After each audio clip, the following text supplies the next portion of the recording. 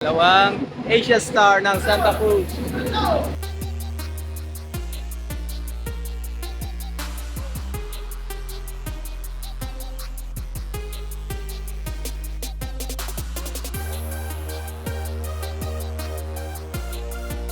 Hello mga Kabas Life, magandang araw sa inyong lahat. So welcome back ulit sa ating vlog.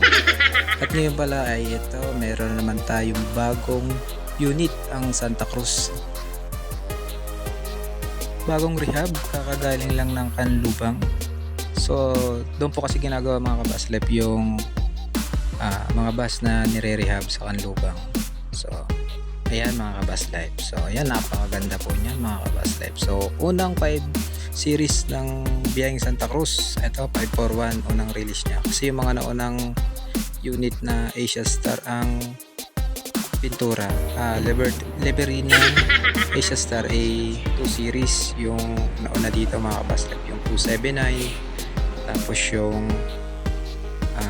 250. So ito ngayon yung pinaka latest na lumabas, 5 series naman mga Kabas Life. So Hino chassis po siya. So ayan, kaya medyo magilas to sa takbuhan. So finally mga Kabas Life, so kakalabas lang ng 541 no, sa una kong video. Tapos eto sumunod na agad si 534. So ilang araw lang po ang pagitan nila, at eto bibiyahin na rin si 534 ng biyaheng Santa Cruz. So dito po yan, dalawang unit po yan, 500 series, at dalawang unit din ng 200 series na inilabas dito sa Santa Cruz. So hindi lang ito mga Kabas Life, marami pa na mga unit ng biyaheng Santa Cruz at sa ibang ruta rin mga Kabas Life.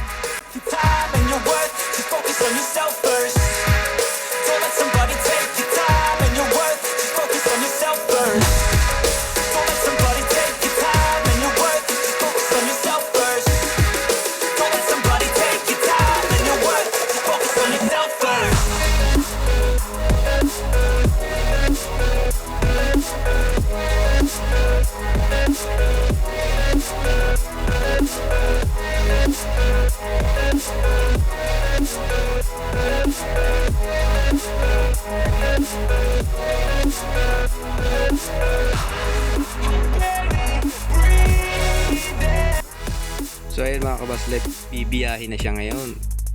At ayan na mga Kabas Life, nakapila na si 534. So makikita nyo sa likod mga Kabas Life yung pinaka slogan niya, yung wherever you are, we are there. So lagi po merong ganyan yung mga unit ng DLTV, dahil yung pinaka slogan ng DLTV, wherever you are, we are there. So ayan, napakaganda tingnan mga Kabas Life.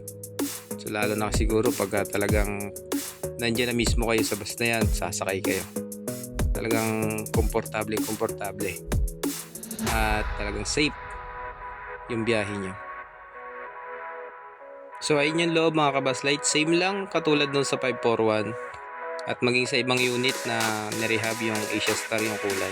Kaya makikita nyo naman yung kulay blue yung pinakapuan niya, tapos yung headrest niya kulay plastic, tapos kulay pula naman yung pinakakortina. Napakagandang combination, tapos yung flooring niya talagang wow, ganda tingnan sobra.